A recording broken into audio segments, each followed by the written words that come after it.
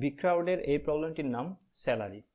তো প্রবলেম স্টেটমেন্টে কি বলা আছে, write a program that reads an employee's number, একজন এমপ্লয়ির নাম্বার রিড করতে হবে, অর্থাৎ এটা integer number, his or her work hour, অর্থাৎ in number in a month, অর্থাৎ এক মাসে সে যত ঘন্টা কাজ করেছে সেটা রিড করতে হবে, এটাও একটা integer, and the amount he receive per আওয়ারে সে কত অ্যামাউন্ট রিসিভ করে, অর্থাৎ অ্যামাউন্ট বলেই তো আমরা বুঝি যে এটা ফ্লট অথবা ডাবল এমন কিছু, আচ্ছা ফ্লট।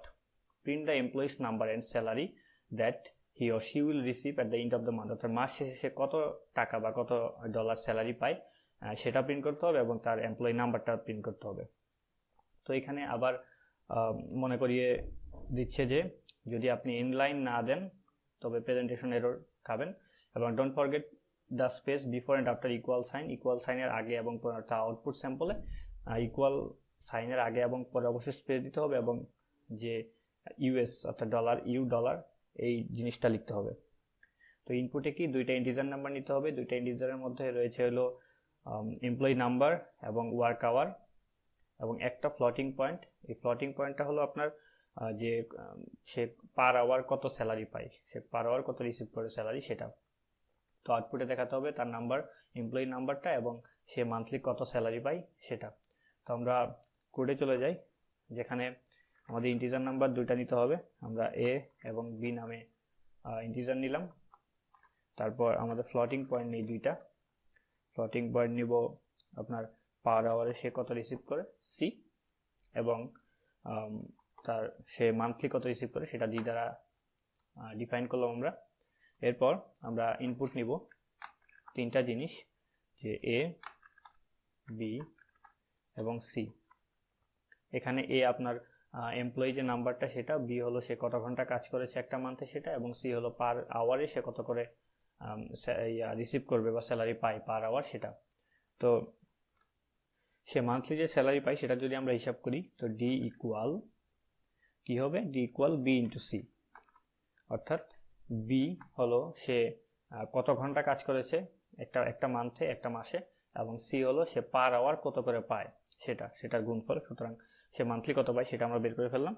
তো এখানে আরেকটা বিষয় লক্ষণীয় যে দেখবেন স্যালারির ক্ষেত্রে ফ্লোটিং নাম্বারের পরে অর্থাৎ ডেসিমাল পয়েন্টের পরে 2 ঘর পর্যন্ত নেওয়া হয়েছে। তো আমরা সেট পজিশন দ্বারা বা ফিক্সড দ্বারা দুই ঘর পর্যন্ত আমরা ডিফাইন করে দেব। তো আমরা সি আউটে প্রথমে লিখতে হবে যে নাম্বার, অবশ্যই আপার কেস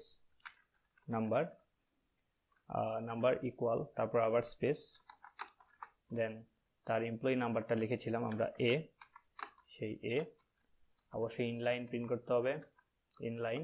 তারপর আবার আমরা সি আউট অর্থাৎ প্রিন্টে চলে যাব, যে কি লিখতে হবে, স্যালারি স্পেস ইকুয়াল আবার স্পেস, দেন সে কত স্যালারি পায়, ডি সংখ্যক স্যালারি পায়, অবশ্যই স্যালারি পাই ডি। তো আমরা ডি লিখি। তো এখানে তারপর এন্ড লাইন প্রিন্ট করি। ইনলাইন প্রিন্ট করার আগে আমাদের খেয়াল রাখতে হবে যে আমরা ওই যে লেখা ছিল ইউ, তারপর ডলার যে চিহ্নটা সেটা, তো আমরা এখানে ইউ এবং ডলার চিহ্ন দিয়ে দিব, আপার কেস ইউ, তারপর যে ডলার সাইনটা সেটা। আমাদের প্রোগ্রাম মোটামুটি শেষ। তো এরপর আমাদের যে জিনিসটা মাথায় রাখতে হবে সেটা হলো ডেসিমাল পয়েন্টের পরে যে 2 ঘর সেটার জন্য আর কি, সেই জন্য আমরা এখানে লিখে দিব যে ফিক্সড, তারপর সেট প্রিসিশন আমরা কত ঘর পর্যন্ত রাখবো, 2 ঘর পর্যন্ত। তো সেটা লিখে দিলি আমাদের প্রোগ্রাম শেষ। তো আমার প্রোগ্রামটা একবার রান করে দেখি যে ঠিকঠাক কাজ করছে কিনা। তো রান করার সময় আমরা প্রথমে ইনপুট স্যাম্পলটাই টেস্ট করব, যে 25, 100 এবং 5.50। তো 25, 100 এবং 5.50, অর্থাৎ নাম্বার 25 এবং স্যালারি ইউএস আপনার 550.00। তো 555.00। আচ্ছা, আমাদের প্রোগ্রামটি তাহলে আশা করি কারেক্ট, অ্যাকসেপ্টেড হয় কিনা তার জন্য আমরা সাবমিট করব।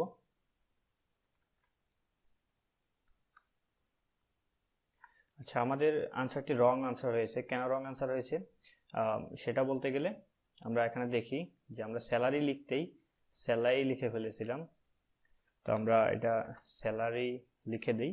তো স্যালারি লিখে দেওয়ার পর এবার যদি আমরা সাবমিট করি তবে দেখি কারেক্ট আনসার আসে কিনা। তো তো এই জন্যই আউটপুটের ক্ষেত্রে সবসময় খেয়াল রাখতে হবে যে আমরা যেমনটি আউটপুটে বলা আছে বা ইনপুটে যেমনভাবে বলা আছে আমরা সেরকমভাবে কোড করতে পেরেছি কিনা। তো এবারে দেখা যাক, আমরা সাবমিটে দিয়ে দিলাম, একটু সময় নিচ্ছে। তো আরেকবার রিলোড মেরে দেখি। আচ্ছা, আমাদের কোডটি এবার অ্যাকসেপ্টেড হয়ে গেছে। সুতরাং আমাদের আউটপুটে খেয়াল রাখতে হবে যে এখানে বলেছে যেভাবে নাম্বারের পর স্পেস ইকুয়াল আবার স্পেস, স্যালারির পর স্পেস ইকুয়াল আবার স্পেস, তারপর এই যে ডলারের চিহ্নটা, ইউ ডলার যে সাইনটা, তারপর আবার স্পেস, এরকম সব বিষয়গুলো খেয়াল রেখে তারপর কোড লিখতে হবে, অন্যথায় আমরা রং আনসার পাবো আর কি। তো এই পর্যন্তই, ধন্যবাদ।